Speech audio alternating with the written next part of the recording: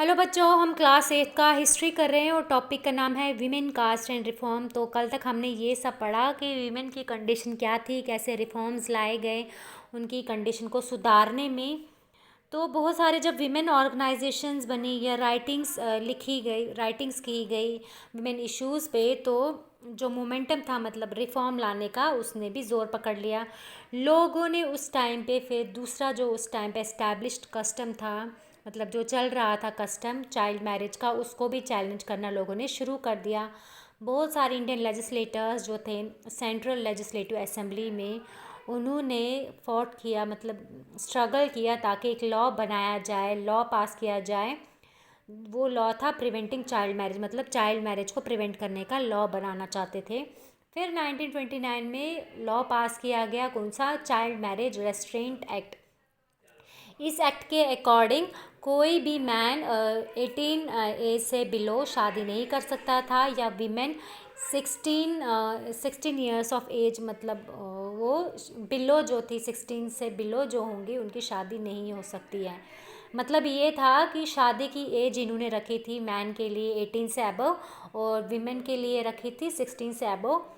फिर बाद में ये जो थे इन्होंने जो क्राइटेरिया रखा था, फिर बाद में ये बढ़ा दिया था, मैन के लिए 21 कर दिया था और वीमेन के लिए 18 कर दिया था। तो ये अभी तक हमने इसमें पढ़ा विमेन की कंडीशन के रिलेटेड। अब हम इसने चाइल्ड मैरिज भी कर लिया। अब हम इसमें पढ़ेंगे कास्ट रिफॉर्म्स, मतलब कास्ट को लेकर क्या क्या रिफॉर्म्स लाए गए। पहले के टाइम पे क्या था, लोगों को मतलब क्रिटिसाइज़ किया जाता था, उनको डिस्क्रिमिनेट किया जाता था। जो लोअर कास्ट के होते थे उनको अपर कास्ट वाले डिस्क्रिमिनेट करते थे, उनको टच नहीं करने देते थे, पानी नहीं लेने देते थे कुएं से, उनको घर के बाहर, मतलब विलेज के बाहर बाहर रहना पड़ता था। तो ये सब इनइक्वालिटीज़ उनके साथ होती रहती थी। तो कुछ ऐसे सोशल रिफॉर्मर्स आए, उन्होंने कास्ट इनइक्वालिटीज़ को भी क्रिटिसाइज़ किया, जैसे कि राजा राम मोहन राय, जिन्होंने ब्रह्म समाज को भी इस्टेब्लिश किया था। इन्होंने सती प्रथा को अबॉलिश करवाया। अब इन्होंने क्या किया, जो ओल्ड बुद्धिस्ट टेक्स्ट था उसको ट्रांसलेट किया, और वो बुद्धिस्ट टेक्स्ट कौन सा बुद्धिस्ट टेक्स्ट ट्रांसलेट किया जिसमें कास्ट को लेकर क्रिटिसाइज़ किया था, तो उन्होंने वही टेक्स्ट को ट्रांसलेट किया। फिर आया प्रार्थना समाज, इन्होंने क्या किया, जो ट्रेडिशन था भक्ति का इसको अपनाया, जिसमें वो बिलीव किया जाता था कि वो उस भक्ति में क्या होता है, सभी कास्ट है, स्पिरिचुअली इक्वल है सभी कास्ट। फिर बॉम्बे में परमहंस मंडली आई, वो फाउंड की गई 1844 में, ताकि वो किस लिए काम कर सके, मतलब परमहंस मंडली बनाई गई थी 1840 में, ताकि कास्ट सिस्टम जो है उसको एबॉलिश किया जा सके।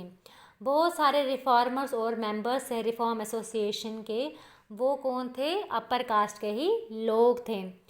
तो सीक्रेट मीटिंग्स उनकी होती थी। तो ये रिफॉर्मर्स क्या करते थे, ये कास्ट टैबूज़ को वॉयलेट करते थे। जैसे फूड या टच को लेकर टैबूज़ होते थे कि छोटी जो मतलब लोअर कास्ट वाले, उनके साथ खाना नहीं खाना, उनका टच नहीं होना चाहिए।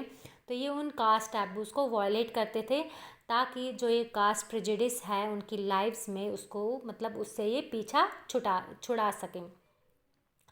तो कुछ ऐसे भी थे जिन्होंने कास्ट सोशल ऑर्डर को लेकर, मतलब जो इनजस्टिस हो रहा था लोगों के साथ, लोअर कास्ट के साथ, तो उस पर भी कुछ लोगों ने क्वेश्चन किया। तो 19वीं सेंचुरी के टाइम पे क्या हुआ, क्रिश्चियन मिशनरीज़ उन्होंने क्या किया, स्कूल सेटअप करना शुरू कर दिया। लेकिन उन्होंने स्कूल्स किसके लिए सेटअप किए, ट्राइबल ग्रुप्स के लिए और लोअर कास्ट चिल्ड्रन के लिए। तो ये चिल्ड्रंस को, मतलब ये जो लोअर कास्ट के ट्राइबल ग्रुप्स के जो बच्चे थे, तो इन बच्चों को हर तरह की जो फैसिलिटीज़ या रिसोर्सेज दी गई, ताकि ये अपने आसपास का जो सोसाइटी है, माहौल है या ये वर्ल्ड है, उसको चेंज कर सकें। तो उसी सेम टाइम पे जो लोग थे, मतलब जो गरीब लोग थे, वो अपने गांव छोड़ के कहाँ जा रहे थे, सिटीज़ की तरफ जा रहे थे। और क्यों जा रहे थे, काम की तलाश में। तो काम कहाँ था, फैक्ट्रीज़ में और म्यूनसिपैलिटीज़ में जॉब के लिए ये लोग शहरों में जा रहे थे। फिर क्यों जा रहे थे, क्योंकि वहाँ पे डिमांड, मतलब जब ये शहरों की तरफ जा रहे थे तो सिटीज़ जो थी वो भी एक्सपैंड हो रही थी। तो जब सिटीज़ एक्सपैंड होती गई तो फिर वहाँ पे लेबर की भी डिमांड बढ़ती गई। तो फिर ड्रेन्स बनाने लगे, रोड्स बनाने लगे, बिल्डिंग्स बनाने लगे या सिटी साफ़ करने लगे। तो ऐसे ऐसे कामों के लिए जो गरीब लोग हैं वो सिटीज़ की तरफ जाने लगे। तो फिर और भी बहुत सारे काम थे, जैसे कूली के, डिगर्स के, कैरियर्स के, bricklayers, sewage cleaners, sweepers, rickshaw pullers, ये सब कामों के लिए गरीब लोग वहीं जाने लगे।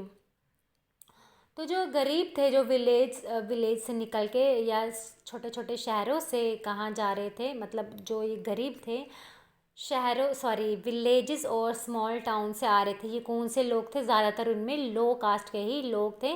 तो ये सिटीज़ की तरफ मूव करने लगे, जहाँ पे इनको क्या लगा कि वो क्यों मूव करने लगे सिटीज़ की तरफ, क्योंकि वहाँ पे डिमांड थी लेबर की।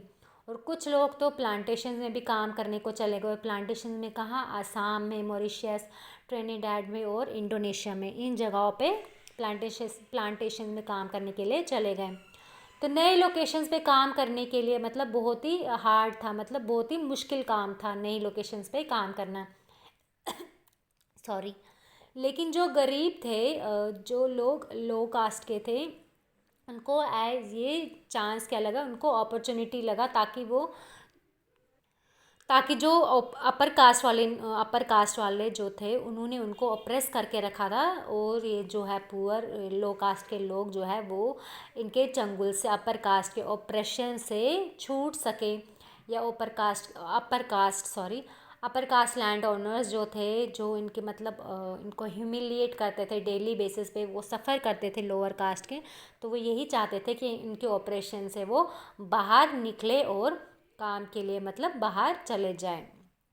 तो आज के लिए इतना ही। इसके आगे फिर हम कल कंटिन्यू करते हैं, फिर आगे क्या हुआ। आज के लिए इतना ही। Thank you.